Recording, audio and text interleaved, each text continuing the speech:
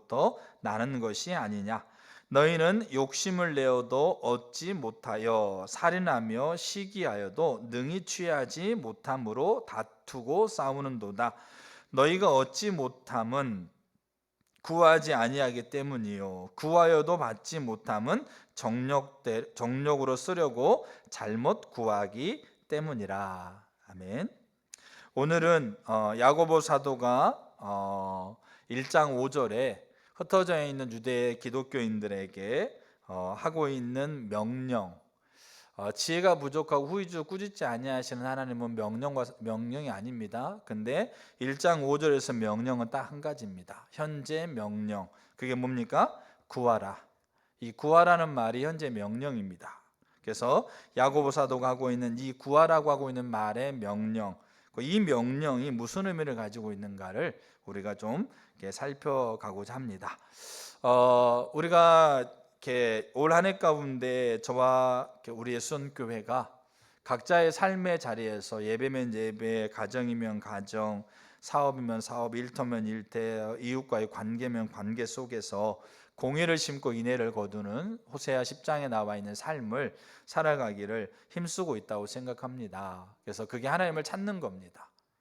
마침내 하나님을 찾는 자리에서 하나님께서 우리 가운데 오셔서 공의의 비를 내리셔서 그 살아계신 하나님을 우리 삶 안에서 이론이 아니라 그냥 막연하게 생각하고 있는 그런 분이 아니라 그냥 그렇게 됐으면 좋겠다라고 하고 있는 허황된 꿈이 아니라 정말로 살아계신 하나님의 실제를 우리가 공의를 비처럼 내리시는 하나님으로 인하여서 경험하는 그 삶을 기대해가고 살아가고 있다고 생각합니다.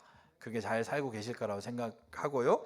그렇게 살아가는 삶이 1분기가 오늘 지납니다. 4월 달까지가 이렇게 1분기가 지나지 않습니까? 그래서 우리가 그 삶을 살려면 사실 핵심적으로 필요한 게 믿음입니다. 믿음이 없이는 그 삶을 못 삽니다. 그 삶을 살아가게 하는 하나님을 대한 믿음이 없이는, 그 삶을 살아갔을 때 하나님께서 함께 하신다는 믿음이 없이는, 그 삶을 살도록 우리 가운데 힘을 주신다고 하고 있는 하나님에 대한 믿음이 없이는 우리는 그 삶을 살아갈 수가 없습니다. 그래서 믿음은 강력한 증거가 돼요. 바라는 것들이 실상이고 보이지 않는 것들의 증거고, 믿음이라는 것을 강력한 증거가 되는데 우리는 그 믿음이 뭔지를 알아야죠. 참된 믿음, 성경이 말하는 믿음이 뭔지를 알아야 우리가 그 믿음 위에 설 수 있는 거지 않습니까? 우리가 그래서 그 믿음이 뭔가를 살펴가려고 하는데, 그 믿음이 뭔가를 살펴가기 전에 야고보서 1장을 통해서, 야고보서 전체에 대한 부분이긴 합니다. 1장을 통해서 우리가 몇 가지, 우리가 이제 그 믿음을 들어가기 전에 좀 하나님 살펴가게 하는 것 같아서 살펴가는 시간들을 가지고 있는데, 계속 몇 주 이렇게 지났지 않습니까? 그래서 이제 1장 5절이 야고보서 전체 핵심이고요, 공의를 심고 인애를 거두는 삶을 사는 데 있어서 1장 5절이 지혜가 부족하거든 후히 주시고 꾸짖지 아니하신 하나님께 구하라. 이것이 사실은 그러면 주신다라고 하고 있는 이 야고보 사도의 이 1장 5절이 우리가 공의를 심고 인애를 거두는 데 있어서 핵심입니다. 그래서 우리가 그 부분들을 살펴가면서 이제 오늘은 구하라는 말을 좀 이렇게 의미를 보려고 합니다. 자, 주보를 한번 보시겠습니다. 주보. 자, 말씀 에세이. 제가 뭐 글을 잘 쓰는 스타일은 아닙니다. 그런데 말씀 에세이를 써야 되니까 제가 거기다가 여기에다가 뭐 다른 사람의 뭡니까 뭐 이야기라든지 뭐 이렇게 뭡니까 그냥 뭐 마음이 찡한 예화들 이런 것만 이렇게 붙여놓고 뭐 그렇게 하고 싶지는 않아서 그냥 제가 이렇게 그 오늘 설교에 대한 내용들을 쭉 정리해서 쓰고 있는데 투박하죠. 여러분들 좀 읽으시면 좋겠어요. 읽어봐도 좀 유익이 될까 싶습니다. 자, 근데 그 앞에 있는 문장 그 단락을 좀 같이 한번 읽어보려고 해요. 왜냐하면 우리가 이 구한다라고 하고 있는 말의 의미를, 이 차이의 의미를 알아야 돼요. 그래야만 야고보 사도가 얘기하고 있는 구한다라는 말의 의미를 알게 되어지고, 그러면 주시거든요. 그러면 주시는 거를 신뢰해도 돼요. 자, 근데 우리는 그 차이를 우리가 모르면, 야고보 사도는 구한다는 말을 1장에 구하라 명령하잖아요. 4장이 뭐라고 그럽니까? 구하지 않아서 너는 받지 못하는 거다. 구해도 잘못 구하는 거다. 이렇게 얘기를 해요. 알겠죠? 그러면 이 차이를 모르면 우리는 구하지 않는 게 되어지고 잘못 구하는 게 돼요. 자, 그럼 하나님 앞에 받을 수 없어요. 실제적으로 그렇습니다. 자, 그래서 그 앞에 단락을 한번 제가 같이 한번 읽어보겠습니다. 주보를 보시고요. 야고보 사도는 하나님께 지혜를 구하라고 명령합니다. 딱 이 것만 명령입니다. 야고보 4장에서는 구하지 않는 것과 잘못 구하는 것에 대해서 언급합니다. 우리가 읽었잖아요. 4장 1절 3절까지. 사실 두 경우 모두 응답을 받지 못한다는 점에서는 본질적으로 같다라는 거죠. 그러니까 구하지 않는 것과 잘못 구하는 것이 사실은 같은 의미라는 거죠. 왜냐하면 결과가 똑같으니까. 자, 그러면서 이제 그 야고보 사도가 이제 구하라고 하고 있는 그 말을 우리가 잘 이해하려면 우리는 성경의 두 인물을 우리가 이렇게 사울과 다윗을 통해서 이 말의 의미를 우리가 잘 알 수 있습니다. 성경은 사울이 하나님께 묻지 않았다라고 평가하는 반면, 이게 묻었다는 말은 구한다는 말이에요. 그러니까 저를 잠깐 보실까요? 우리는 구한다는 말 어떻게 우리가 생각하냐면 주세요 그런 줄 알아요. 주세요. 그러니까 돈이 필요해 돈 주세요. 건강이 필요해 건강 주세요. 그 다음에 지금 있는 상황에서 어려워서 우리를 도와주세요. 우리는 그게 구한다고 생각을 해요. 그러니까 구하는 것에 그게 포함되어 있거든요. 근데 성경에서 말하는 구한다는 개념은 그거과는 전혀 질적으로 다른 의미를 가지고 있는 거예요. 그래서 여기 보시게 되면 성경은 사울은 구하지 않았다고 돼 있고 묻지 않았다고 돼 있고 그러니까 구하는 건 묻는 거예요. 근데 다윗은 구한 사람이라고 돼 있는 거예요. 자, 더 한번 그 주보 보세요. 자, 성경은 사울이 하나님께 묻지 않았다고 평가하는 반면 다윗은 하나님께 물었다라고 구했다라고 평가합니다. 자, 그러면 사울은 정말 하나님께 묻지 구하지 않았을까요? 사울도 하나님께 구했다라는 거예요. 사울도 하나님께 물었다라는 거예요. 제가 좀 더 성경을 읽을 거예요. 근데 하나님의 관점에서는 묻지 않은 거였어요. 구하지 않은 거였어요. 근데 다윗은 구하고 묻는 거였다고요. 그러면 사울과 다윗의 차이는 너무 중요한 거예요. 물었는지 안 물었는지 구하는지 안 구하는지에 대한 행위의 차이가 아니란 얘기예요. 왜? 사울도 물었으니까. 사울도 구했으니까. 그러니까 구했느냐 안 구했느냐의 행위의 차이가 아니고 그 행위 이전에 뭔가 본질적인 뭔가의 차이가 있단 말이에요. 그 차이를 알아야 야고보 사도가 얘기하고 있는 구한다는 말의 의미를 알아요. 그러니까 구했느냐 안 구했느냐, 뭐 몇 시간 구했느냐 몇 시간 덜 구했느냐, 이 행위의 차이가 아니고 그 이전에 행위 이전에 본질적으로 그 안에 담겨져 있는 차이에 대한 얘기를 해요. 그래서 그 차이가 하나님의 관점에서는 구했느냐 구하지 않느냐, 그리고 그 차이가 하나님의 관점에서 구했다고 한다면 하나님은 주시는 거예요. 왜? 신실하시니까, 영원하시니까, 우리 아버지가 되시고 지금도 살아계시고 지금도 우리 가운데 그 실제로 계시는 분이시고 그 일을 이룰 수 있는 전지하고 전능하신 분이니까 하나님과 성품과 연결해서 우리가 그 올바른 차이 안에서 구하면 하나님 반드시 주시는 분이에요. 그거를 우리가 이 야고보 사도는 그 뒤에 그리하면 주신다라고 쓰고 있는 거죠. 자, 이제 주보를 이제 놓고 저를 보시면 좋겠습니다. 자, 그래서 이제 요 차이를 알아야 돼요. 그래서 이 차이가 구하는 게 되고 또는 구하지 않는 것, 잘못 구하는 것에 근본적으로 이게 갈라지는 거예요. 자, 그래서 이제 그거를 좀 보려고 합니다. 자, 첫 번째, 야고보 사도는 뭐를 구하라고 얘기하고 있어요? 1장 5절에 뭘 구하라. 근데 뭘 구하라고 그래요? 뭐 구하라고 그럽니까? 지혜를 구하라고 그러잖아요. 그러니까 지혜가 부족하거든 모든 사람이 후이죠 꾸짖지 아니하신 하나님께 구하라. 근데 구하라는 게 뭘 구하는 겁니까? 지혜를 구하라는 거죠. 첫 번째, 그래서 야고보 사도는 지혜를 구하라고 그럽니다. 자, 그러면 야고보 사도가 말하고 있는 지혜가 뭐냐? 우리가 지난번에 우리가 야고보의 인생 그리고 야고보서 1장의 문맥에서의 지혜가 뭐냐? 야고보 사도가 가지고 있는 별명 두 개가 있었죠. 그 별명이 뭔지 아세요? 첫 번째가 무슨 무릎이라고 제가 얘기했습니까? 낙타 무릎. 낙타가 하도 무릎을 꿇어가지고 여기에 무릎이 굳은 살 베겼다고 그래서 낙타 무릎. 그래서 그 낙타 무릎이라는 책도 있어요. 낙타 무릎. 또 하나가 별명이 뭐라고 그랬죠? 또 하나가 의인. 알겠죠? 그러면 야고보 사도가 지금 여기 흩어져 있는 12지파에게 문안하면서 야고보서를 쓰고 있는 이 시점에서 야고보 사도가 하고 있는 일이 뭐였습니까? 무슨 일 하고 있었어요? 예루살렘 교회 담임 목회, 최고의 리더. 알겠죠? 그러면 지금 야고보 사도의 인생에서 말하고 있는 지혜가 뭐냐? 제가 지난번에 했던 나누는 거를 간략하게 좀 이렇게 언급하고 넘어가려고 그래요. 야고보 사도는 예루살렘이라는 교회의 리더였어요. 최고 리더. 알겠죠?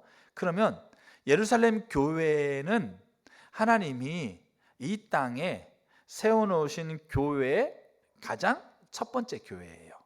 하나님이 교회를 세우셨잖아요. 그 교회의 첫 번째, 가장 처음 시작된 교회가 예루살렘 교회예요.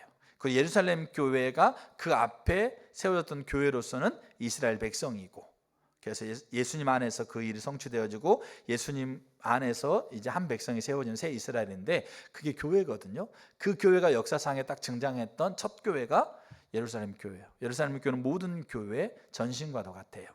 그 교회 담임 목회였어요. 그러면 그 처음 하나님이 이 땅에 교회를 세웠을 때 그 교회의 목적이 뭡니까? 교회의 목적이 뭐겠어요? 교회를 왜 세웠습니까? 하나님이? 그게 사도행전 1장 8절이에요.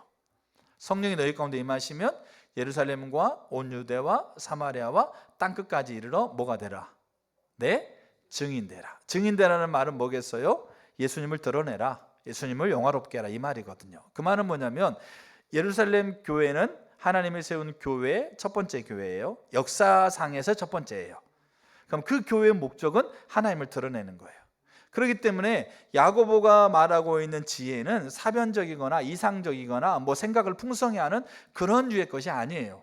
그 당시 헬라 철학자들은 자기의 사고를 넓히기 위해서, 사고의 지평을 넓히기 위해서, 아니면 뭔가 이렇게 사변적인 것들을 뭔가 이렇게 마련하기 위해서 추구하고 있는 바가 지혜의 일환이었었습니다.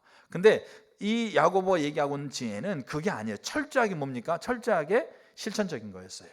뭐 하기 위해서? 증언이 되기 위해서.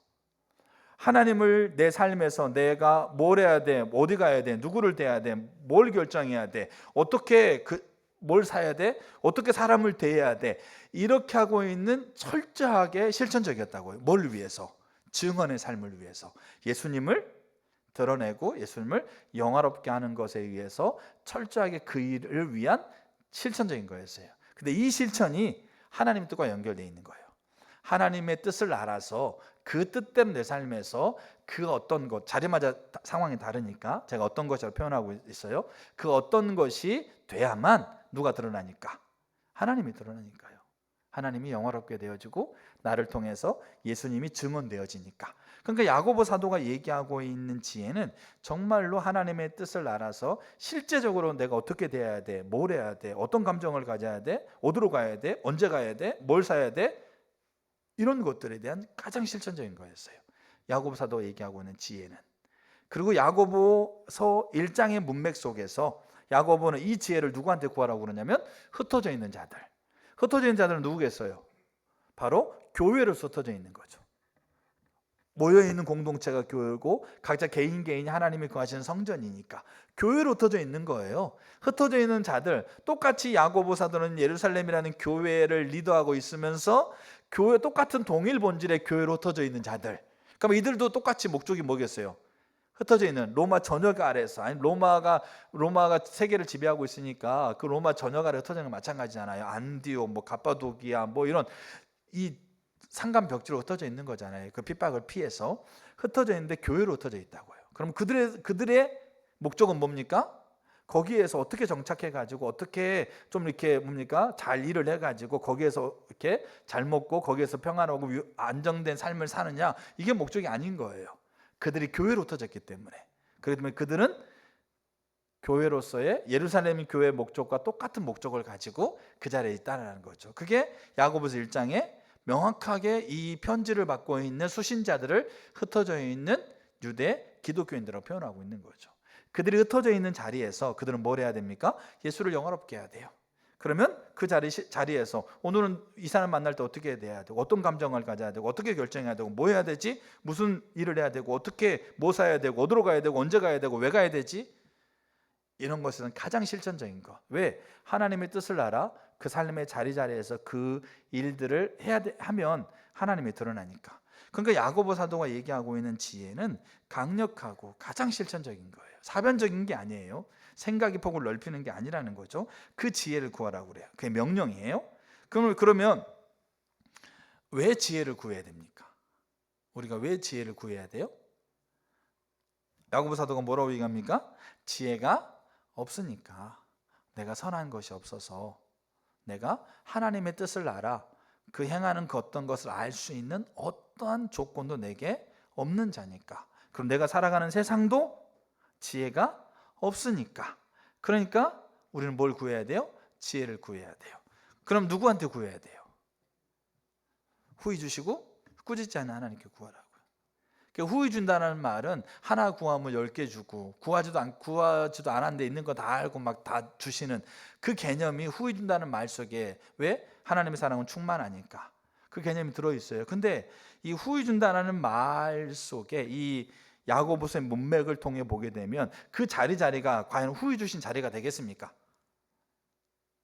그 자신이 처해 있는 자리가 예수님 믿는 거다는 것 때문에 그 자리가 후히 주신다. 우리가 생각으로 하나 구하면 10개 주고, 내가 구하기도 전에 막 다 주는 자리가 그 자리가 되겠느냐고요.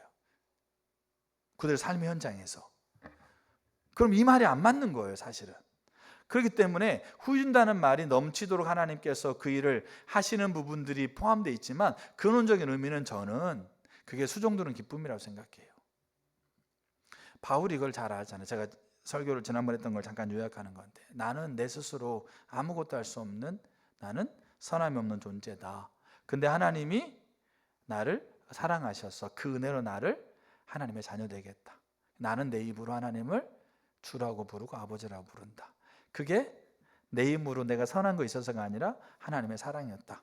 그리고 내가 하나님을 아버지라고 부르고 주라고 고백하는 것도 너무나 감격스러운 건데, 근데 그 하나님이 나에게 하나님을 드러내는 그 사도의 직분을 맡겼다. 이게 무익한 자의 고백이에요. 나는 무익한 종입니다. 내가 할 것을 했습니다. 그래서 에이든 토조는 수종드는 것이 가지고 있는 그 기쁨, 그게 후히 주신다는 거예요. 하나님 내게 주신 자리가 후히 주시는 거다.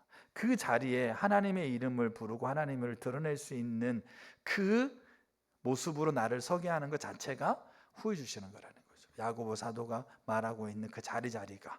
그리고 꾸짖지 아니하시는, 그게 바울이 돌아보면서 그 어렵고 힘든 상황 가운데, 그때는 정말 죽을 것 같았는데 도살장에 끌려가는 양처럼 정말 내 인생 끝났다고 생각했는데, 돌아보니까 내가 넉넉하게 이겼더라. 하나님의 사랑이 나와 함께 하셔서 그 자리에서 넉넉하게 이겼다. 그건 그냥 세월 지나갔다는 얘기가 아니고, 그 자리에서 하나님이 기뻐하는 걸 선택하는 그 삶을 살도록 하나님 나를 도와주셨다. 내가 뭔가 하나님께 대가를 지불해서가 아니고, 오히려 나는 공고한 사람이라는 표현을 쓰잖아요. 그게 넉넉하게 이겼다라는 거죠. 그게 꾸짖지 않는다라는 거예요. 그러니까 그 하나님의 그 이름과 그 하나님의 자신을 드러낼 수 있는 그 자리에 나를 세우시고, 그리고 그 자리에서 내가 있는 환경을 넘어서서 그 일을 능히 할 수 있도록 하시는 그 하나님이 저는 후히 주시고 꾸짖지 않는 분이라고 생각해요. 그 하나님께 뭐 하라는 겁니까? 구하라고 얘기하는 거예요. 그래서 왜 구해야 되고 누구에게 구해야 되고, 구하는 그 지혜라는 말의 의미가 뭔가가 우리는 야고보 사도의 삶과 야고보서 1장의 문맥 안에서 우리는 명확하게 보여야 돼요. 자, 그거를 전제하고 이제 구하라고 그래요. 자, 그래서 두 번째, 야고보 사도가 말하는 구하는 것의 의미예요. 이거는 이 차이에 대한 이해를 얘기를 해요. 이 차이에 대한 이해. 자, 그러면 이제 그거를 한번 좀 같이 좀 보려고 합니다. 일단 요 차이, 그러니까 야고보 사도가 구하라는 말을 명령으로 쓰고 있는데, 이 구하라는 말의 명령이 무슨 의미인가를 이해하려면 우리는 성경에서 가장 두드러지게 드러나고 있는 두 인물을 봐야 돼요. 그게 아까 주보회장은 누구라고 그랬습니까? 사울이라는 사람과 다윗이라는 사람이에요. 알겠죠? 왜냐하면 이 두 사람을 하나님께서 성경 안에서 사울은 하나님께 구하지 않았다고 그러고 다윗은 구했다고 표현되어 있어요. 자, 그것의 차이를 우리가 좀 볼 필요가 있어요. 자, 그러면 이제 성경을 좀 보겠습니다. 그러니까 야고보 사도가 말하는 구하는 의미, 구하라는 말의 의미를 살펴갈 때 이 차이에 대한 이해를 살펴야 돼요. 세 가지가 있어요. 자, 그 세 가지를 살피기 전에 전 이해로 우리가 사울을 좀 보려고 해요. 자, 역대상 10장 14절. 역대상 10장 14절. 자, 여호와께 묻지 아니하였으므로 여호와께서 저를 죽이시고 그 나라를 이새의 아들 다윗에게 돌리셨더라. 그럼 여기 여호와께 묻지 않았다라고 하고 누구에 대한 얘기입니까? 누구에 대한 얘기입니까? 사울에 대한 얘기예요. 그 말은 이게 사울이 블레셋과 전쟁에서 죽었을 때 얘기거든요. 그 앞에 사울이 죽어요. 사울이 전쟁에 죽습니다. 전쟁에 죽는데 이 역대상 10장 14절에서는 사울의 인생을 한마디로 평가해요. 그러니까 사울이 태어나서 죽을 때까지 평균 값을 한마디로 이렇게 표현해요. 뭐 하지 않았다? 묻지 않았다. 그 말은 구하지 않았다. 그래서 하나님께서 저를 죽이셨다. 죽였다는 말 하나님 직접 죽였다는 게 아니고 그 자리에 주도권자가 하나님이시니까 이런 표현을 쓰는 거예요. 자, 그래서 하나님의 나라를 다윗에게 옮겼다. 자, 역대상 13장 3절. 역대상 10장 14절은 하나님의 사울의 인생에 대한 총값에 대한 평가예요. 묻지 않았다, 구하지 않았다는 평가고, 역대상 13장 3절은 다윗이 그 이전 시대를 향한 평가예요. 자, 13장 3절. 우리가 우리 하나님의 궤를 옮겨오자 사울 때에는 우리가 궤 앞에서 묻지 아니하였느니라 하며. 이거는 다윗이 그 후대의 다윗이 그 전 시대의 사울의 시대를 평가하면서 내린 평가가 뭡니까? 하나님께 뭐하지 않았다, 하나님께 묻지 않았다. 궤 앞이라는 말은 단순히 언약궤 자체를 얘기하는 게 아닙니다. 이게 앞에라는 단어가 구약 성경에 너무 중요한 단어예요. 이게 리프네라는 단어인데 언약궤가 들어왔을 때 다윗이 그 춤을 추잖아요. 거기서 옷이 막 벗겨지는 것도 모르고 춤을 추잖아요. 근데 다윗이 고백했던 게 뭐냐면 리프네 여호와예요. 리프네가 뭐뭐 앞에, 여호와 앞에. 이 구약의 리프네는 인격체와 나와의 직접적인 대면을 얘기를 해요. 그러니까 언약궤라고 하고 있는 그 이 뭡니까, 상자 앞에 있는 게 아니에요. 궤 앞이라고 하고 있는 거는 언약궤라고 하고 있는 상자 앞에 얘기하는 게 아니에요. 이스라엘이 엘리세상 시대 때 전쟁에 블레셋과 패해가지고 언약궤 가져가면 승리한 줄 알고 언약궤 가져갔는데 그거는 그냥 상자 앞에 있는 거였어요. 여기 다윗이 말하고 있는 궤 앞에서 묻지 않았다는 말은 단순히 그냥 상자 앞에서 묻는 의식을 안 했다는 얘기가 아니에요. 인격과 인격, 리프네라는 말이 인격과 인격의 대면을 얘기합니다. 알겠죠? 그래서 여호와, 궤 앞에라고 하고 있는 인격체, 이 궤가 상징하고 있는 하나님의 임재, 그 하나님의 실존 앞에서 우리가 묻지 않았다 이렇게 얘기를 해요. 어느 시대 때? 그 다음 세대가 그 전 시대를 평가하면서 내린 결론이에요. 우리가 묻지 않았다. 자, 사무엘상 23장 2절. 사무엘상 23장 2절. 이에 다윗이 여호와께 묻자와 이르되 내가 가서 이 블레셋 사람들을 치리이까. 여호와께서 다윗에게 이르시되 가서 블레셋 사람들을 치고 그 일 나를 구원하라 하시니. 반면에 다윗은 뭡니까? 하나님께 물었다 안 물었다고요? 물었어요. 그리고 이 외에도 성경은 여러 구절에서 다윗이 하나님께 구하는, 알겠죠? 가장 실천적인 그 하나님의 뜻을 나를 행하는 그 어떤 것을 다윗은 하나님께 구했다라는 거죠. 그때 하나님께서는 다윗에게 말씀하셨어요. 여러분, 다윗이 다 옳은 거 아니었습니다. 언약궤를 옮기는 사건도 그랬고, 그 뭡니까, 사울의 옷자락을 베는 것도 그랬고, 그 삶에서 묻지 않고 행동하는 것들이 있었어요. 근데 총값을 다윗은 하나님께 물었다고 표현하고 있고, 사울의 총값은 하나님 묻지 않았다고 표현하고 있는 거죠. 자, 그러면 사울이 하나님께 안 물었느냐? 알겠죠? 자, 안 물었을까요? 물었을까요? 물었어요. 알겠죠? 자, 그걸 성경을 제가 읽어드릴게요. 사무엘상 14장 37절. 사무엘상 14장 37절이에요. 여러분, 이 차이를 알아야 돼요. 그래야 야고보 사도가 구한다는 말이 뭔 의미를 알아요. 왜냐? 우리가 안 구하고 있어요. 실제적으로. 그러니까 우리가 주시는 하나님을 우리가 만날 수가 없는 거예요. 이 차이가 우리가 명확하게 알아야 돼요. 사울이 안 구했느냐? 사울이 안 물었느냐? 아니에요. 사무엘상 14장 37절. 사울이 뭐라고 써 있습니까? 성경에? 하나님께 묻자오되, 하나님께 구하되, 내가 블레셋 사람을 쫓아 내려가리까? 주께서 그들을 이스라엘 손에 붙이겠나이까 하되 그날에 대답하지 아니하시는지라. 자, 사무엘상 28장 6절. 사무엘상 28장 6절. 사울이 여호와께 뭐하되 묻자오되 여호와께서 꿈으로도 우림으로도 선지자로도 그에게 대답하지 아니하심으로. 자, 이제 그러면 이제 야고보서 1장 5절 구하라, 4장 1절 2절 3절에서 얻지 못하는 것은 구하지 않았기 때문이다. 근데 구해도 얻지 못하는 것은 정욕들을 쓰려고 잘못 구하는 거다. 그럼 이건 행위의 차이가 아니란 얘기예요. 왜냐하면 사울과 다윗의 인생에서 사울은 명확하게 하나님께 물었어요. 하나님께 구했단 말이에요. 그러면 야고보 사도가 얘기하고 있는 그 말의 의미와 사울은 일치해요. 근데 하나님 대답하지 않아요. 우리가 구하면 하나님 주시는 분이에요. 아까 얘기했잖아요. 나중에 제가 이제 주신다는 말과 연결할 때 가장 핵심적으로 알아야 될 게 뭐냐면, 주신다는 것이 하나님과 성품과 연결하셔야 돼요. 내 감정이 아니고 내 환경이 아니고 하나님의 성품과 주시는 게 연결돼 있어요. 야고보 사도가 그걸 얘기하고 있는 거예요. 그래서 시험을 만나거든 기쁘게 여기라라고 하고 있는 부분이, 그 하나님의 성품을 이해하지 않으면 우리는 그게 가능하지 않아요. 그래서 하나님이 누구인지 아는 게 중요하고 그 성품을 아는 게 중요합니다. 그건 제가 다음에 살펴보겠지만, 자, 그럼 물었다는 거예요, 사울도. 근데 하나님 대답하지 않고 하나님 묻지 않았다고 그랬어요. 왜 물었는데 묻지 않았다고 그랬을까? 자, 그럼 이게 무슨 의미인가를 알아야 돼요. 이 차이. 야고보가 1장에 구하라, 2장에 구하지 않고 그 다음에 잘못 구한 거다. 요 차이가 뭐냐 이거죠.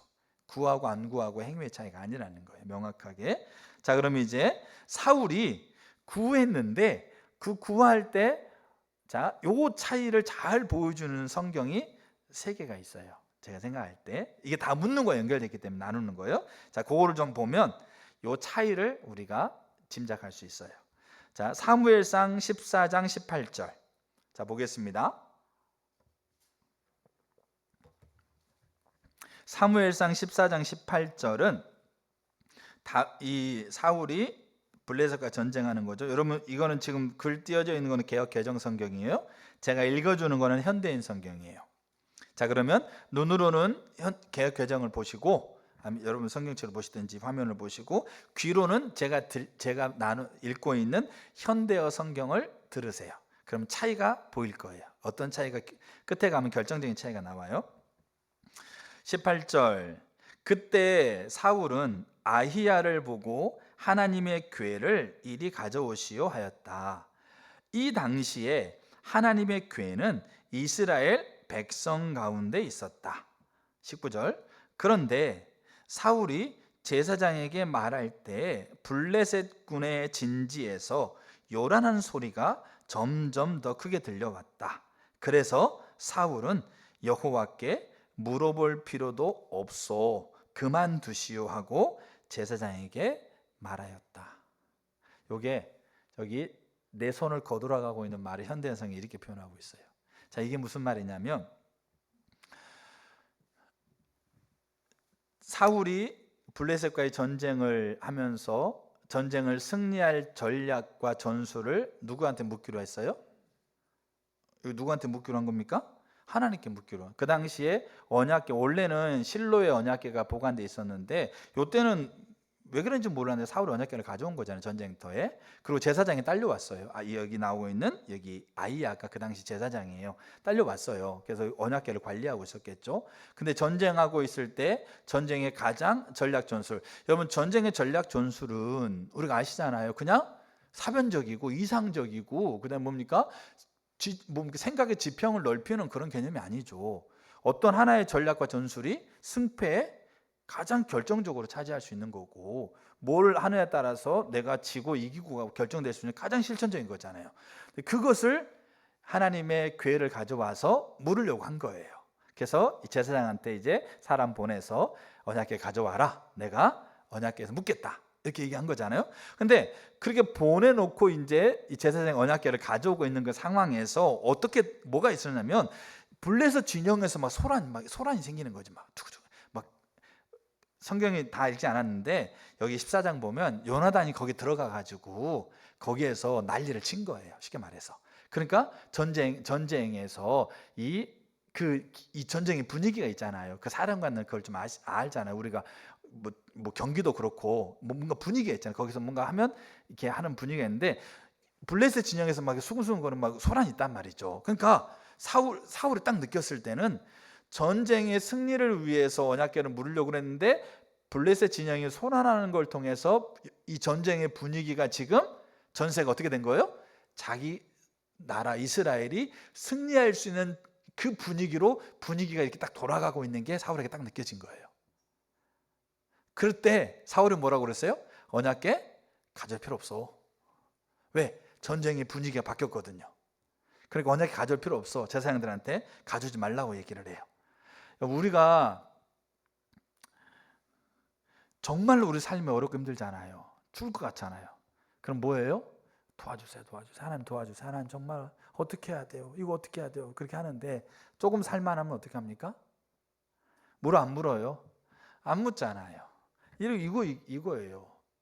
그 자리에서 그 전략적인 전술을 가지고 그 승리를 위해서 언약궤 앞에 가려고 했다가 전쟁의 분위기가 역전되는 분위기가 생기니까, 그러니까 살만하니까, 숨쉴만 하니까 조금 저 사람이 관계 안에서 정말 날 힘들고 죽을 것 같아. 그래서 막 이렇게 물어가지고 어떤 거 했는데 그 다음에 갔더니 사람이 바뀌어 있는 거야. 오, 괴롭히지도 않고 힘들지도 않네? 그럼 어떻게 우리? 그 다음에는 하나님께 묻는다고 하고 내 행위 자체가 없어진 게 아니란 얘기입니다. 그러나 우리가 성경은 명확하게 이거를 전제하고 있어요. 이거를 페트라 주석이 뭐라고 얘기하느냐? 보세요. 이것은 사울이 요나단의 안전 여부 및 블레셋 진으로 공격해 들어가야 할 당위성과 전략에 대한 여부를 하나님께 묻기를 포기했음을 의미한다. 왜 포기했어요? 전세가 역전되니까. 그래서 이렇게 얘기를 해요. 즉 사울은 전쟁의 작전 수행에 대하여 하나님의 뜻을 받으려고 하다가 전세가 유리하게 돌아가자 돌연 하나님을 향한 질문을 취소했다. 구하라, 구하지 않고 잘못 구한다. 이 차이가 보여야 돼요. 우리 가운데. 사울은 하나님께 묻기를 포기했어요. 자, 또 하나 사무엘상 14장 36절 볼까요? 사무엘상 14장 36절. 사울이 이르되 우리가 밤에 블레셋 사람들을 추격하여 동틀 때까지 그들 중에서 탈취하고 한 사람도 남기지 말자. 무리가 이르되 왕의 뭐대로 생각에 좋은 대로 하소서 할 때 제사장이 이르되 이리로 와서 하나님께로 나아가사이다 하매, 자 그때 아까 제가 앞에 읽었던 나와요. 사울이 하나님께 묻자오되 내가 블레셋 사람을 쫓아 내려가리까 주께서 그들을 이스라엘 손에 붙이시겠나이까 하되 그날에 대답지 아니하시는지라. 여기 사울이 물었어요, 안 물었어요? 아까 앞에 거는 취소했어요. 근데 이때는 물었네. 알겠죠? 근데 하나님 대답하지 않았어요. 왜 그랬을까요? 야고보 4장에 의하면 구하지 않거나 잘못 구한 거예요. 그럼 잘못 구하는 게 여기서 뭐가 잘못 구한 거죠? 뭐가 구하지 않는 거죠? 구하는 행위의 여부가 아니라는 거죠. 뭐가 잘못 구한 겁니까? 이미 답을 누가 정해놨어요? 이미 답을 사울이 정해놨어요. 그리고 이스라엘 백성들도 그 있는 군사들도 왕의 생각에 좋은 대로 하세요. 근데 제사장이 뭐라고 그래요? 그래도 물어봅시다. 그러니까 묻는 거예요. 자신이 밤에 블레셋을 추격하여 동틀 때까지 진멸하기로 결정하고, 그리고 난 이후에 백성들도 다 그 전략대로 하자고 다 동의가 된 이후에 제사장이 하나님께 묻자고 그랬을 때 묻는 거예요. 구하는 거예요. 그러니까 하나님이 대답해요, 안 대답해요? 안 대답해요. 왜? 구하지 않고 잘못 구했으니까. 분명히 야고보는 구해라 그럼 주신다고 그랬는데 구하고 있잖아요. 근데 하나님 대답하지 않아요. 왜? 자기가 답을 정해놨으니까. 자기가 이미 결정을 내려놓고 구하는 거죠. 여러분, 우리가 사람과의 관계에서도요, 뭘 질문하러 왔을 때, 뭘 조언을 구하러 왔을 때 이미 답을 자신이 정해놓고 그래놓고 나한테 그 자신이 정해놓은 답에 대한 그 인정을 바라기 위해서 온다라고 만약 생각을 해보세요. 그 어떤 업계에서 그 뭡니까? 전문가를 찾아와서 스승이라는 사람을 찾아와서 이미 자기 생각을 정해놓고 그렇게 물었다고 생각해 보세요. 사람은 그거 모를 수 있습니다. 사람은 저 사람이 답을 정해놨는지 아니면 겸손하게 와서 그래 묻고 있는데 사람은 모를 수 있어요. 근데 누구는 압니까? 하나님은 알죠. 하나님 그 중심에 깊숙한 내부까지 꿰뚫어 보시잖아요. 저 여러분들이요, 하나님 저 사람 야고보 4장에 그러잖아요. 너희가 왜 다투고 있느냐? 왜 싸움이 벌어지고 있느냐? 묻지 않아서 구하지 않아서 그러다. 그럼 구하지 않겠어요? 하나님 저 사람 관계 너무 어려워요. 하나님 저거 어떻게 해야 돼요? 하나님 정말 저 사람 어떻게 돼야 돼요? 어떤 마음을 가져야 돼요? 언제 만나러 가야 돼요? 왜 만나야 돼요? 뭘 결정을 해야 돼요? 묻잖아요. 근데 이미 답을 정해놨어. 그리고 하나님 앞에 구하고 있는데 하나님 거기에 대답을 주시냐고요. 그걸 하나님이 구한다고, 그걸 하나님이 묻는다라고. 그 상황에 흩어져 있는 자들이 그 처지 안에서, 그 당하고 있는 그 어려운 자리 안에서 이미 답을 정해놓고 내가 잘못한 게 없어. 이 정도쯤 하면은 뭐 다른 사람 비교해봐서 이 정도쯤 하면 괜찮은 거 아니야? 그러면서 근데 저 사람이 힘들게 그래도 그러니까 하나님께 도움을 구하고 묻는다는 거잖아요. 근데 그 본인이 답을 정해놓고 하나님께 묻는다고 구한다고 한들 하나님은 그것을 구하는 거라고 받아들이겠냐 이겁니다. 왜냐하면 겉모양은 구하는 모습이고 때로는 눈물도 흘려. 왜? 마음이 어렵거든요. 힘들거든요. 아프거든요. 복잡하거든요. 그게 불편하거든요. 그러니까 막 울어. 밥도 굶고 막 기도해. 물어. 근데 하나님이 그 안에 이미 답을 정해놓고 개인의 경험, 개인의 생각, 사람에게 몇 가지 들었던 이야기, 세상에서 말하고 있는 것에 이미 답이 정해져 놓고 하나님께 묻는들 하나님 그 물었다고 얘기하고 계시겠어요? 사울이 그렇게 하고 있는 겁니다. 명확하게. 그래서 사울의 인생의 총평이 여호와께 묻지 않았다고 다윗이 그 전 시대를 바라보니까 묻지 않은 거예요. 이게 차이를 알아야 돼요. 야고보가 얘기한 구하라고 하고 있는 말의 의미 안에서의 차이를 보셔야 돼요. 자, 또 하나 사무엘상 15장 7절이에요.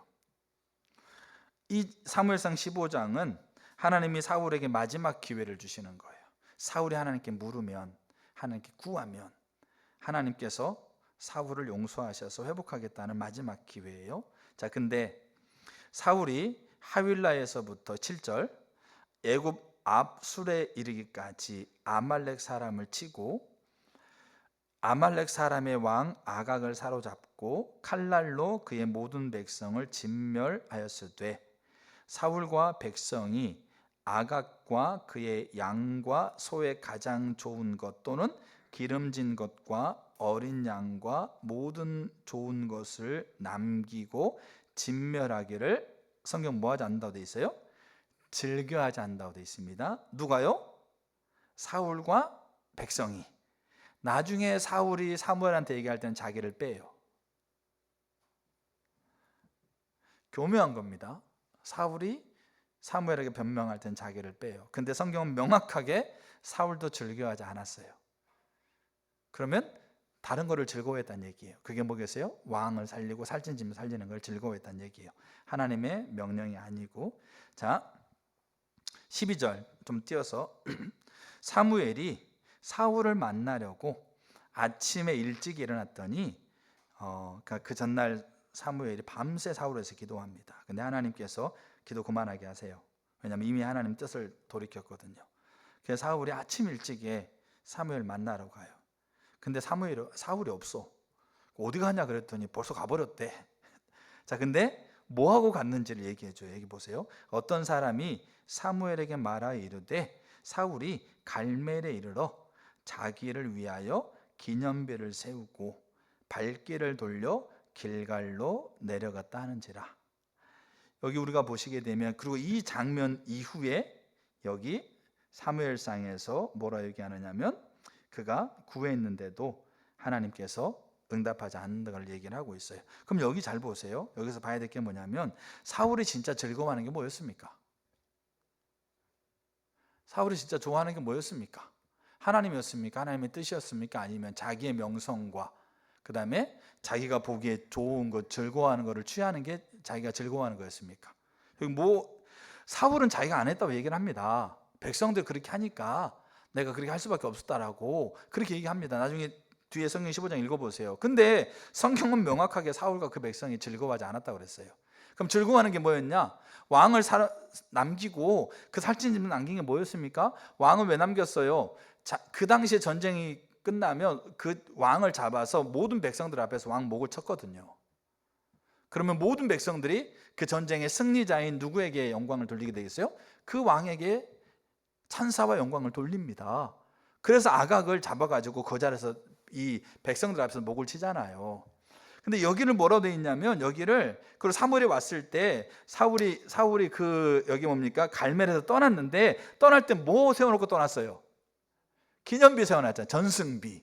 누가 전쟁에 승리하다. 그건 누구겠어요? 사울이 아말렉과의 전쟁에 승리했다라고 기념비. 여기 보면 하나님의 승전비를 세우는 게 아니고 자기를 위하여 기념비를 세웠다고 돼 있어요. 그러니까 거기에 자기 이름 들어간 거예요. 사울이 아말렉과의 전쟁에 승리하다. 이 기념비를 세워놓고 떠난 거예요. 그 말은 뭐냐면 사울이 원하고 사울이 기뻐하고 사울이 즐거운 게 뭐냐? 하나님과 하나님 뜻이 아니고 자기 명성과 자기가 보기에 좋은 거, 자기가 보기에 자기의 삶을 기쁘게 하고 자기가 볼 때 자기를 위로하고 자기가 볼 때 세상이 볼 때 이거 있으면 행복하다고 여기고 있는 돈, 명예, 건강, 내가 원하는 거 이루어지는 거, 내 즐거움, 이게 사울이 가지고 있는 즐거워하는 거였습니다.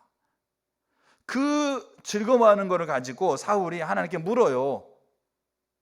요때 이후에 물어요. 근데 우림으로도 둠림으로도 선지자로도 대답하지 않아. 그래서 무당 찾아가잖아요. 거기까지 타락한 거예요. 하나님 백성이 물어도 대답하지 않으니까. 근데 왜 하나님 대답하지 않았느냐? 그 중심에 추구하는 바가 달랐어요. 그 중심에 원하는 바가 달랐다라는 거예요. 그 중심에 즐거워하는 바가 달랐어요. 그러면 자, 차이를 이제 나누기 전에 저 여러분 어떠세요? 무엇을 즐거워하시고 무엇을 기뻐하시고 무엇을 추구하시냐? 그 말 그게 있으면 좋고 그게 없으면 힘 빠지고, 그게 세상과 비교해서 좀 있으면 내가 안정이 되어지고 없으면 내가 불안하고, 그게 뭡니까? 우리가 그냥 지식으로 이 차이를 알 때 그냥 지식으로 들어가게 되면 우리는 구하라는 야고보 사도의 말, 그때 흩어져 있는 자리에서 세상에서 부가 있었겠어요? 명예가 있었겠어요? 아니면 자녀가 이렇게 건강이 여유롭겠냐고요. 오히려 잡아서 우리가 지금 여기는 초기 기독교니까 그 자리마다의 그 삶이, 물론 여러분 다 못 살고 그런 게 아니지 않습니까? 근데 그런 자리에 예수 믿는다는 것이라고 하고 있는 그것 때문에 그 자리가 세상이 말하고 있는 행복과 세상이 말하고 있는 이 것들이 거기에 여유롭고 넉넉하게 거기에 있었겠느냐고요. 근데 그들이 그걸 즐거워했다고, 그들이 세상에서 말하고 있는 것을 즐거워하고 사울이 즐거워하는 것을 즐거워하는 그 중심으로 하나님께 구한들, 하나님 그것을 구했다고, 잘 구했다라고 하나님 할 수 있겠느냐고요. 그렇지 않았어요. 성경은 그렇게 보여주고 있어요. 자, 그래서 이제 우리가 지금 세 장면을 봤잖아요. 이 세 장면 속에서 야고보 사도가 얘기하고 있는 구하라는 명령과 구하지 않는 것과 잘못 구한다라는 것이 이게 나눠진 겁니다. 자, 그러면 우리가 구하는 야고보 사도의 명령에 우리가 그 의미를 우리가 보려면 차이를 알아야 된다고요. 이 차이가 세 가지예요. 첫째가 추구하고, 두 번째가 겸손하고, 세 번째가 순종하려는 결단, 순종이에요. 어려운 거 아니잖아요. 추구, 겸손, 순종이에요. 이게 차이예요. 구했느냐 구하지 않았느냐, 기도에 참석했느냐 참석하지 않았느냐, 내가 매일매일 하나님께 기도하고 있느냐 기도하지 않았느냐의 차이가 아니라는 얘기예요. 그 행동이 필요 없다 아니죠. 그런데 그 행동도 너무 중요한데 그 행동 이전에 본질적인 차이가 있다는 얘기죠. 세 가지. 추구. 그 다음에 두 번째 겸손. 세 번째 순종 또는 순종하려는 결단. 요 세 가지. 그래서 오늘은 첫 번째를 보려고 해요. 그리고 이 첫 번째 추구를 어렵게 만드는 게 구원론이에요. 우리의 구원론, 잘못된 구원론. 제가 금요일 날 이 구원의 의미를 살펴보면서 피치 못한 사정에 의해서 제가 도중 예배를 그만두고 제가 예배를 마쳐야 됐는데, 제 아내가 그것 때문에 보면서 또 그랬을까라고 그렇게 품었던 생각을 저한테 사과했습니다. 뭔 내용인지는 아시는 분만 아시고, 그래서 참여하셔야지 그런 것도 알잖아요. 자, 근데 이 추구가 가능하지 않는 것 중에 하나가 잘못된 구원론이에요. 자, 그거를 좀 이제 같이 볼 텐데, 그래서 오늘 첫 번째로 보려고 이 차이, 그러니까 왜 이 차이가 지금 중요한가에 대한 부분들을 제가 쭉 이제 좀 이렇게 나열한 거죠. 자, 그래서 첫 번째 그러면 추구예요. 추구. 그러면 자, 이렇습니다. 구하라는 것의 이 차이의 첫 번째가 하나님과 하나님의 뜻을 행하는 삶을 추구하는 거예요. 그게 추구의 의미예요. 다시 말씀드릴게요. 하나님과 하나님의 뜻을 행하는 삶을 추구해요. 추구라는 말의 국어 사전적인 의미가 뭐냐? 목적을 이룰 때까지 뒤쫓아 구함, 이렇게 돼 있어요. 그 말은 뭐겠어요? 방향을 얘기를 해요. 그러니까 우리가 알아야 할 게 뭐냐면, 가다가 힘들어 가지고 쉴 수도 있어요. 아니면 뭐 주저앉을 수 있고 실수할 수 있어요. 다윗이 온전하게 다 한 거 아니에요. 여기 아까 있잖아요. 우리 전 시대에는 하나님께 묻지 않았다, 언약궤를 가져오도록 묻지 않았다, 우리가 이렇게 그럼 물어야 되잖아요. 근데 언약궤 가져오는 방법이 수레에 싣고 오는 거거든요. 바로 그 다음 장면이. 그러니까 온전하지 않았단 말이에요. 실수도 했고 거기에 하나님의 강력한 책망도 아니면 하나님의 징계도 있었어요. 근데 문제는 뭐냐면 다윗이 추구하는 방향이 틀려지지 않았어요. 언제? 예수 믿고 난 이후에. 바울 똑같아요. 바울도 곤고한 사람이 얘기하잖아요. 예수 믿고 난 다음에 내가 선함을 원하지만 내가 선함을 행할 수 있는 능력이 없어가지고 죄의 영향력 아래서 나는 또 계속 실수하고 반복한다. 공고한 사람이다. 근데요, 중요한 건 뭐냐면 방향이 틀어지지 않았다는 얘기예요. 더디 갈 수도 있고요, 가다가 앉을 수도 있어요, 쉬어갈 수도 있고, 아니면 거기서 오랜 기간 머물 수 있어요. 근데 우리 중요한 것은 방향이 틀어지면 안 돼요. 좌로나 우로나 치우치지 않고 그 방향이 추구예요. 목적을 이룰 때까지 뒤쫓아 구해가는 게 추구인데, 그럼 그 목적이 뭐겠어요? 하나님과 하나님의 뜻이에요. 그게 야고보 인생과 그게 야고보서의 문맥 아래서 명확해요. 하나님과 하나님의 뜻을 목적으로 두고 그것을 이룰 때까지 우리가 우리 인생의 길을 걸어가는, 하나님 앞에 설 때까지, 그게 우리가 추구하는 거예요. 근데 그 추구하는 그 방향에서 구하는 게 구하는 건데, 사울은 방향 자체가 바뀌어 버렸어요. 알겠죠? 방향 자체가 바뀌어서 추구하는 것 자체가 바뀌어 버렸다는 얘기예요. 그래서 마치 나침반처럼 어디다 갖다 놔도 나침반은 어디를 가리킵니까? 북극을 가리키잖아요. 이쪽에 갖다 놔도 북극, 저쪽에 갖다 놔도 북극. 알겠죠? 그러니까 그 거리까지 가는데 시간이 걸리고, 뭐 앞에 뭡니까? 뭐 나무가 막혀져 있어서 거기를 뚫는데 오래 걸리고 있는데, 방향 자체는 항상 어디예요? 북쪽인 거예요. 우리 인생이 방향 자체가 하나님과 하나님의 뜻을 추구하는 방향으로 우리 방향이 전환돼야 돼. 그게 뭐냐? 이게 구원인 겁니다. 이게. 알겠죠? 우리의 구원이라는 말 자체가 방향 자체가 전환됐다라는 거예요. 그래서 이 전환되는 그 구원을 가지고 우리가 걸어가는 거예요. 더디 갈 수도 있고, 아까 얘기했지만 멈출 수도 있고, 아니면 부족할 수 있고. 근데 문제는 뭐냐면 이 방향 자체가 바뀌면 안 된다는 얘기예요. 그게 추구라는 말의 의미인 거예요. 이 야고보 사도가 구하라 그렇게 얘기했을 때 그 구한다는 말은 너희의 방향 항상 하나님과 하나님 뜻에 있어야 돼. 그걸 얘기하고 있는, 그게 차이예요. 자, 그래서 이 차이가 가장 희석되어지는 게 구원론이에요. 구원론. 그래서 지난주 금요일 날 하지 못했던 것을 제가 여기에서 간단하게 읽어 갈 거예요. 왜냐하면 이게 진짜 중요해요. 구원을 우리가 어떻게 보느냐. 이 구원을 어떻게 보느냐에 따라서 방향 자체가, 구원받은 사람들의 방향 자체가 하나님의 뜻이 있는 거냐, 아니면 다른 쪽의 구원이라고 하지만 사실은 다른 거를 추구하는가가 갈라져 있어요. 알겠죠? 자, 그래서 그 방송된 PPT 한번 띄워봐 주실래요? 오늘날 우리가 많이 나누고 있는 구원이 그림을 표현하면 이렇게 돼 있어요. 자, 여기 보시게 되면 여기에 구원을 우리가 세 가지로 그렇게 얘기를 해요. 칭의, 그 다음에 성화, 영화.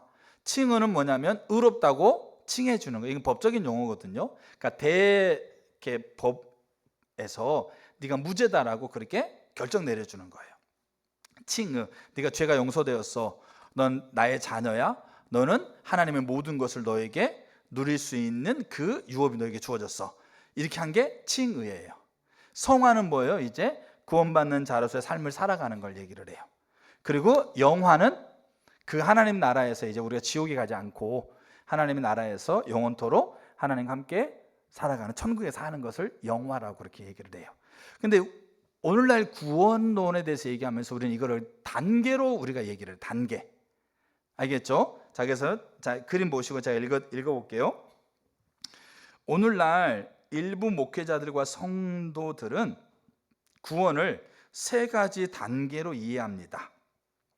그 세 가지 단계는 칭의, 그러니까 의롭다고 칭해 주시는 거, 성화, 삶을 살아가는 거, 그리고 영화. 그럼 우리가 지금 구원받고 난 이후에 우리의 삶이 지금 뭐겠어요? 성화. 알겠죠? 신앙생활 하는 거, 쉽게 말해서 그런 겁니다. 자, 간략하게 설명하면 칭의는 죄인들이 예수님을 믿음으로써 의롭게 되는 것, 다시 말해서 처음 구원받는 것. 성화는 구원받은 하나님의 백성들이 예수님의 형상으로 변화되어가는 과정. 그리고 영화는 예수님께서 다시 오실 때 성도들이 영화로운 부활의 몸으로 변화되고 우리의 구원이 최종적으로 완성되어지는 것을 의미해요. 그러니까 칭의, 성화, 영화가 그 의미를 가져요. 근데 이거를 단계로 이해한다고요. 알겠죠? 단계로 이해한다는 말은 뭐냐면 우리가 칭의, 우리가 죄가 용서되었고 하나님의 자녀가 되었고 하나님 모든 유업을 하나님께 너희에게 주셨다라고 하고 있는 것이 이미 칭의의 단계에서 이미 다 어떻게 된 거죠? 다 이루어진 거예요. 맞아요? 그거 틀린 거 아니에요? 다 이루어졌는데 단계로 이해하면, 그러면 그 다음 단계는 뭐예요? 성화 단계는 다 이루어졌는데 이 성화 단계를 뭐라고 얘기하냐면 우리가 살아가는 삶이잖아요. 이 단계는 뭐겠어요? 우리가 이미 그 영화, 이미 천국 갈 수 있는 것으로 이미 우리가 구원, 예수님을 영접할 때 이미 이루어진 거야. 죄가 용서되고 자녀가 되고 천국 가는 것이 이미 이루어졌어. 넌 하나님의 자녀야. 그럼 이 땅의 삶은 뭐겠어요? 우리가 그 나라 가서 우리가 받을 뭐다? 상급인 거예요. 이 땅에서 어떻게 살았냐에 의해서 그 땅에 가 상급을 받는 거야. 그게 우리가 단계로 이해하는 거예요. 근데 이 단계로 이해하게 되어지게 되면 우리가 하나님과 하나님의 뜻을 추구하는 삶이 안 돼. 진짜 안 되게 돼 있어요. 자, 왜냐? 자, 한번 읽어드릴게요. 구원을 세 가지 단계로 나누어 이해하면 심각한 문제가 발생해요. 실제적으로요. 그 문제는 저는 근본적으로요. 하나님과 하나님 뜻을 추구하는 것이 안 된다고 생각해요. 자, 적지 않은 사람들이 자신의 구원에 대해서 다음과 같이 생각해. 이 단계로 우리가 구원을 이해하면 정말 많은 분들이 이런 이해를 가지고 있어요. 우리는 예수님을 믿음으로 의롭게 되어 구원을 받는다. 그리고 그 구원은 완전한 거다. 왜? 그 영화까지 이미 그 하나님의 자녀이고 모든 유업이 다 성취됐다. 나는 예수님을 믿고 영접했기 때문에 이미 완전한 구원을 받았다. 주님의 제자로서 성화, 삶을 좀 못 살면 어떠냐? 하늘나라에서 상급이 좀 적을 뿐이지 나는 구원받았기 때문에 지옥 갈 염려가 없다. 그래서 구원을 뭐라고 생각하냐면 보험처럼 생각해요. 보험. 천국에 가는 보험. 그게 이 단계예요. 이 단계에서 우리가 살아가는 이 신앙의 생활, 이 성화라고 하고 있는 것에 대해서 핵심적으로 왜곡이 일어난다고요. 어떤 왜곡이 일어나냐면 하나가 뭐냐면 이 성화는 이제 내 노력으로 살아가는 거로 이해를 해요. 자, 왜냐하면 구원, 내가 하나님의 자녀가 되어지고 내 모든 죄가 용서되어지는 구원은 우리의 힘으로 우리가 하고 있는 대가로 받습니까? 아무것도 없이 하나님 은혜로 받습니까? 은혜로 받잖아요. 이건 우리가 다 인정해. 왜? 그 구원을 받을 만한 것이 내가 조건이 안 되니까. 근데 하나님이 그 아들, 사랑으로 아들을 보내셔서 십자가 부활을 통해서 나를 자녀 삼으시고, 영접하는 자를 자녀 삼으시고, 모든 유업을 허락하시고, 죄를 용서하시고 영원한 천국에 가도록 하나님 하신 거는 내 힘으로 하는 게 아니에요. 나는 선한 게 없는데 하나님 은혜로 한 거예요. 근데 구원받은 이후에 내 삶은 그럼 뭡니까? 그 삶을 이제는 내가 살아가는 거예요. 왜 이게 되냐면 그 살아가는 것이 뭐에 연결되어 있으니까? 상급과 연결되어 있으니까. 그러니까 내가 하는 것의 여부에 따라서 받고 안 받고 결정되는 거잖아요. 알겠죠? 그러니까 이 하는 것은 누가 해야 돼요? 내가 해야 된다는 거예요. 그래서 하나님 앞에 가서 내가 했던 것에 대해서 평가받으면서 그 보상을 받는 거란 얘기죠. 그러니까 이 삶은 이제 구원을 단계로 생각했을 때 이 삶은 내 노력으로 하는 것으로 이해가 되고 이게 상급과 연결되어 있다는 거죠. 그리고 요 성화라고 하고 있는 이 삶 자체가 하나님과 친밀한 관계에서 하나님과 동행하면서 하나님의 뜻에 동참하는 것이 아니라 뭐를 잘하는 걸로 되게 돼버리냐면 종교적인 의식을 잘하는 걸로, 기도, 구제, 금식, 예배, 봉사, 전도 이런 것들을 잘하고 그 다음에 삶에서 윤리적으로 도덕적으로 삶을 살아가는 것을 잘하는 것으로 이 성화의 삶을 잘하는 것으로 생각하게 돼 있다는 얘기예요. 그게 이 구원론의 심각한 문제예요. 그리고 또 하나는 뭐냐면 이 성화 자체가 왜곡된다는 얘기예요. 우리의 노력으로 그 다음에 받을 상급을 우리가 얻어내는 그 삶으로. 그래서 좀 덜 봐도 되지 그러면서 쓰는 용어가 뭐예요? 부끄러운 구원을 쓴단 말이죠. 이미 구원받은 건 정해졌으니까 우리가 그잖아요. 우리가 어디 가서 일하는데 일하는 만큼 돈을 받아요? 저 사람 너무 열심히 해. 나는 일해도 그 정도까지 안 받아도 돼. 그러니까 난 이 정도만 해도 돼. 이렇게 생각한다라는 거예요. 그러면서 그날 가면 부끄러운 구원 받을 거야. 구원 받으면 되지. 이렇게 생각하는 거예요. 그러니까 성화를 상급으로 이해한다고. 그다음에 이거를 종교적 의식이 잘하는 거. 알겠죠? 도덕적 윤리적인 삶을 사는 거.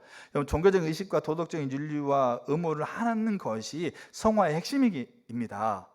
근데 하나님과의 친밀한 관계에서 그 하나님의 뜻을 따라 내 삶을 세워가는 것이 아니란 얘기예요.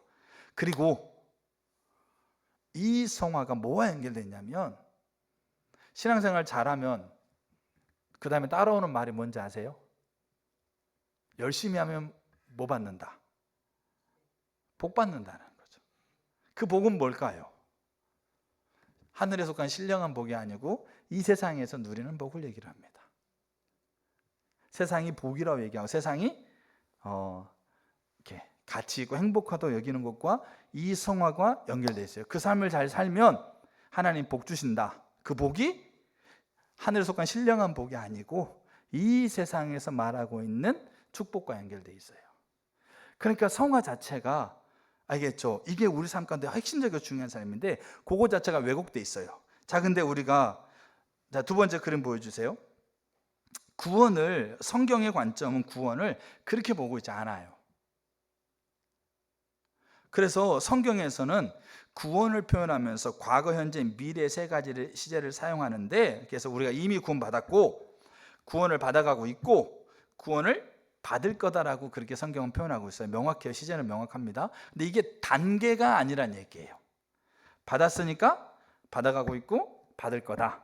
이게 단계가 아니고 이미 받았으니까 이미 여기에서 이미 다 우리 가운데 죄사하시고 자녀 되어주고 천국의 유업이 다 이미 결정됐으니까 요 두 번째는 이제 이 두 번째 과정은 아까 얘기했던 것처럼 상급이고 축복이고 알겠죠? 이렇게 연결되어 있고 우리가 영화는 상급 받는 거 요렇게 성경을 얘기하고 있지 않고 요게 세 개가 같이 하나의 몸이란 얘기죠. 하나의 몸. 그래서 이 세 가지 시제의 요소를 가진 하나로 이해하는 거죠. 그게 성경의 구원이에요. 그러면 자 그림 그대로 띄워주죠. 그러면 이렇게 돼 있어요. 보세요. 구원받는 믿음이 뭡니까? 구원받는 믿음 세 가지가 있다고 그랬죠. 하나가 회개하는 거, 두 번째가 예수님을 받아들이는 거, 세 번째가 시인하는 거. 그러면 우리가 회개하고 이제 시인하는 것은 뭐가 돼야지 가능한 거죠? 예수님을 받아들이는 가능해요. 자, 그러면 보세요. 예수님을 받아들인다고 그랬을 때 두 가지를 받아들이는 거죠. 예수님의 십자가와 부활이 내가 죄인으로서, 알겠죠? 아무런 소망이 없는 나를 구원할 수 있는 여러 가지 길 중에 하나다. 그거를 받아들이는 게 믿음일까요? 그럴 거 아닐까요? 여러분 어떻게 생각하세요? 여러 가지 길들이 있어요. 내가 죄인으로 정말 도저히 소망 없고 지옥에 갈 수밖에 없는데 나를 구원할 수 있는 예수님의 십자가 죽으심이 그 구원의 길들, 불교도 있고 뭐 이슬람도 있고 그다음 뭐 원불교도 있고 모두도 있고 어디도 있는데 그 여러 가지 길 중에 가장 적합하고 가장 봤을 때 가장 저 사람 타당성이 있고 가장 뭐 괜찮은 것 같다라는 여러 가지 길 중에 하나로서 내가 그것을 받아들이는 거다. 자, 이 말일까요? 아니면 이 땅에 천하 인간에 어떤 것도 구원의 길이 없고 십자가의 죽으심과 부활만이 유일한 길이다. 이거를 받아들이는 걸까요? 첫 번째, 두 번째입니까? 여러분 어떻게 받아들이셨어요? 두 번째예요.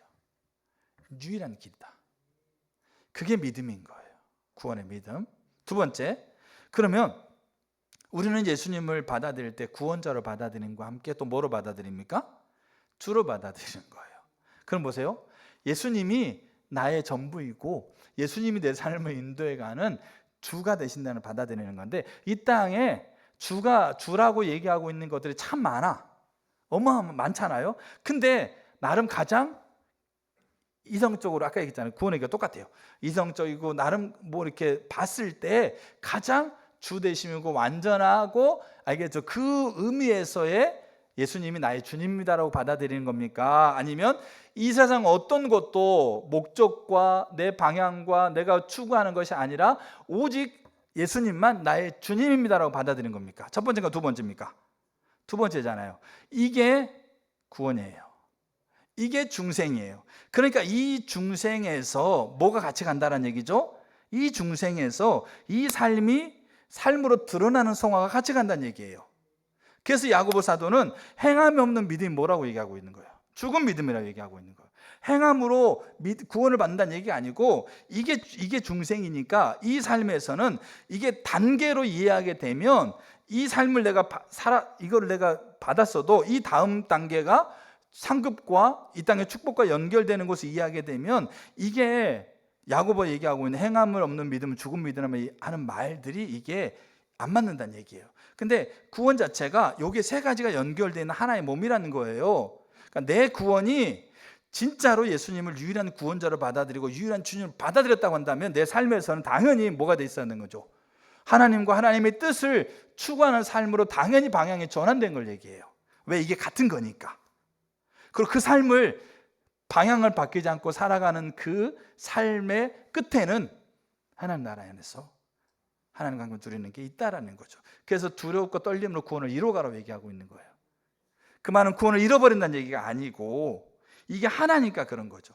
근데 이 단계에서는 성화를 그렇게 이해할 수밖에 없어요. 그러면 우리가 하나님을 추구한다라고 하고 있는 것이 이 구원이라고 하고 있는 것에서 이 단계로 이해하고 있는 구원론에서는 있잖아요.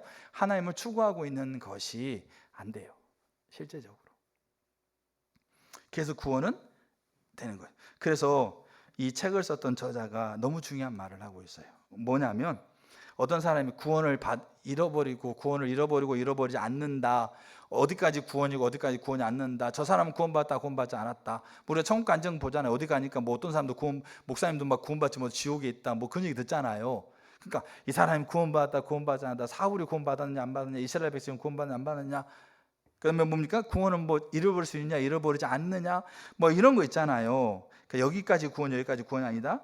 여러분 이런 것을 논쟁하기 보다 안전한 길을 택하는 거예요. 구원에서는. 그 안전한 길이 뭐예요? 이거예요. 삼각형이에요. 내가 진짜 구원이라고 한다면, 야고보서 흩어져 있는 자들에게 네가 하나님의 자녀라고 한다면 네 삶에서는 행함의 열매를 맺혀져야 돼. 왜? 이게 하나니까. 구원받고 난 다음에 행함은 선택하는 게 아니야.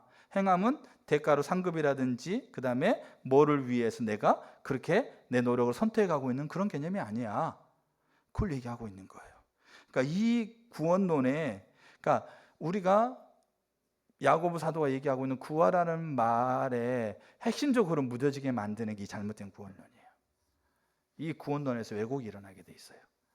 그래서 보세요. 하나님과 하나님의 뜻을 행하는 삶을 추구하는 게 구원의 연장선상이에요. 꼭 기억하시 축복합니다. 우리가 구원을 그렇게 받으니까 그래요.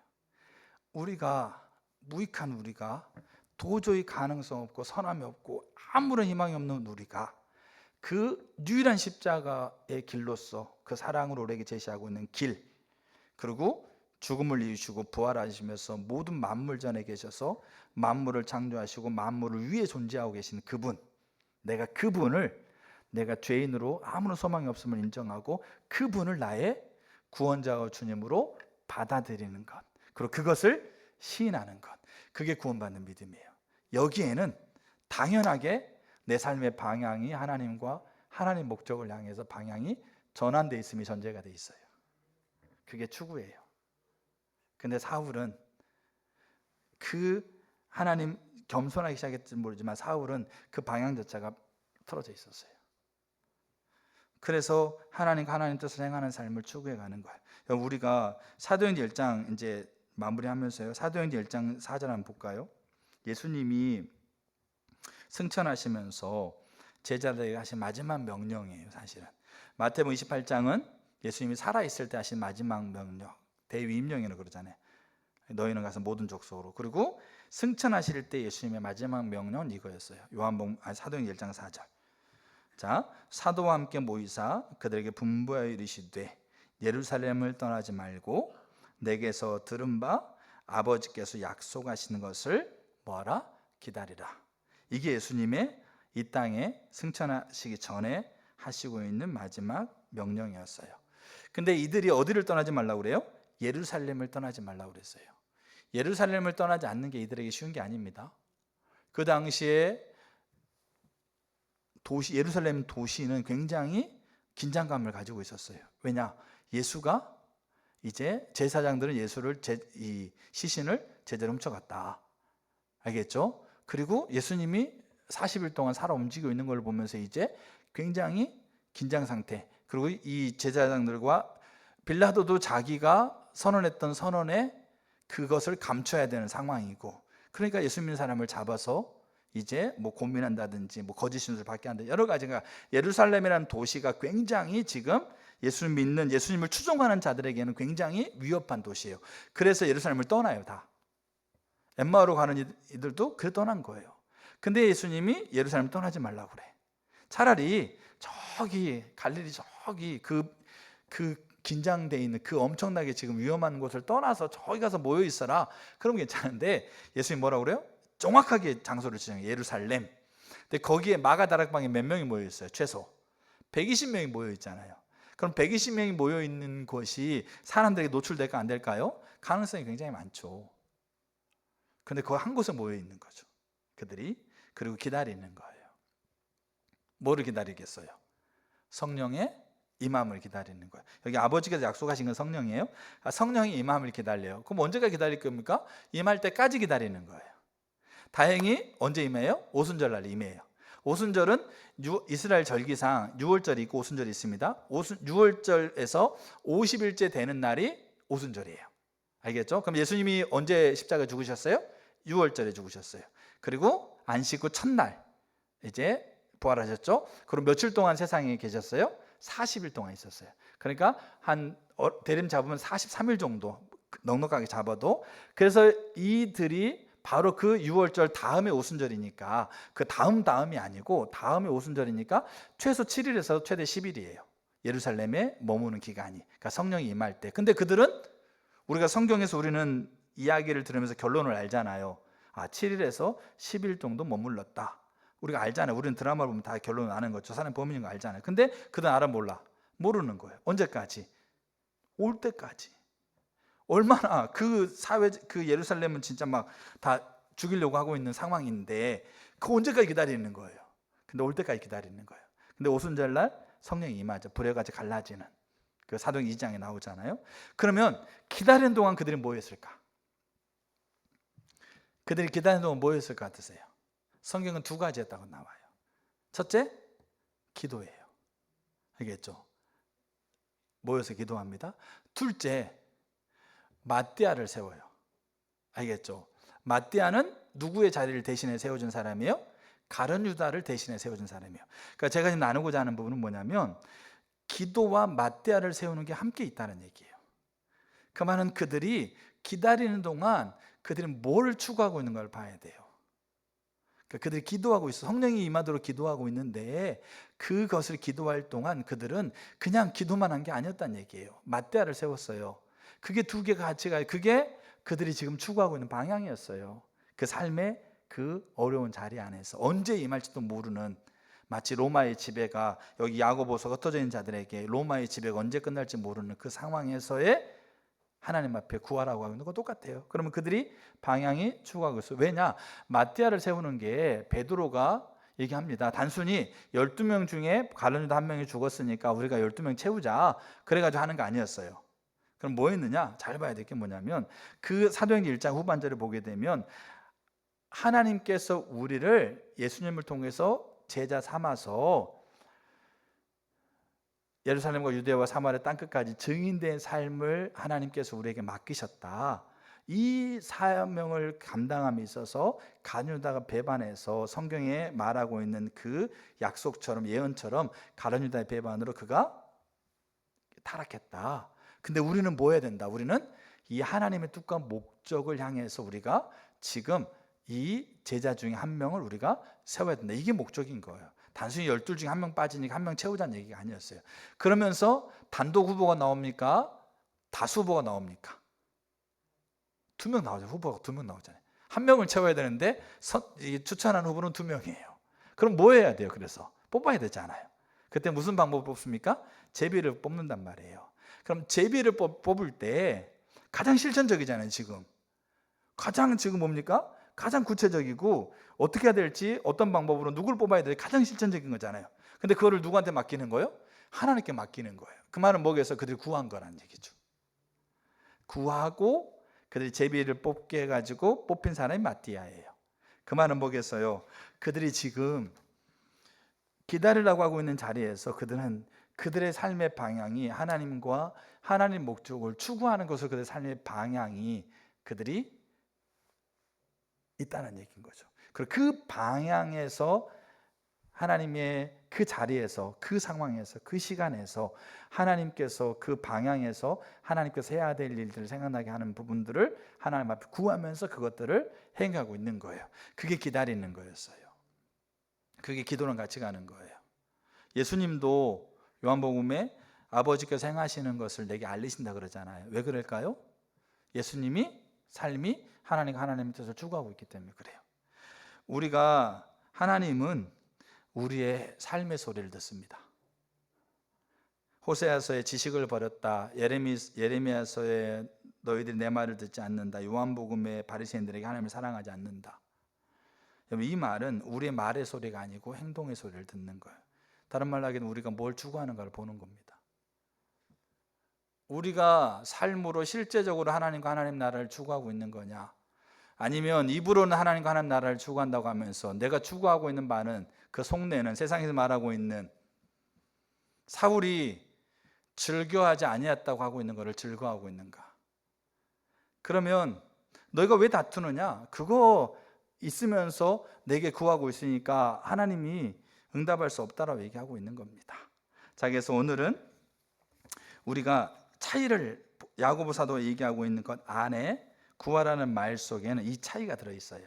그래서 이 차이가 세 가지인데, 하나가 추구하는 거고, 두 번째가 겸손이고, 세 번째가 순종의 결단이고 순종하는 거죠. 이 세 개가 같이 가야 됩니다. 왜냐하면 그러면 하나님께서 주셔도요, 겸손하지 않으면 줘도 몰라요.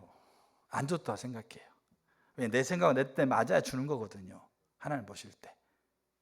그 요즘 목사님 그러더라고요. 사람들이 자기한테 건의하러 온대요. 근데 건의하러 왔는데 그 건의를 이렇게 안 해.